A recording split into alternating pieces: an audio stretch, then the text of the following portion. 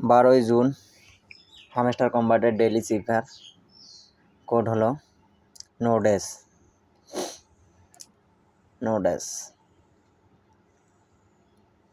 প্রথমে এন হলো একটা লং প্রেস, একটা শর্ট ট্যাপ, লং শর্ট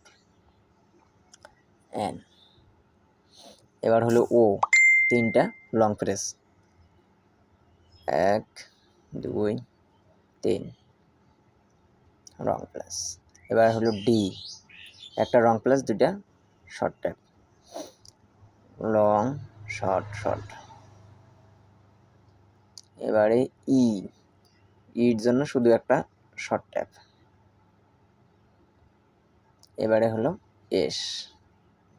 এসের জন্য 3টা শর্ট ট্যাপ, 1 2 3,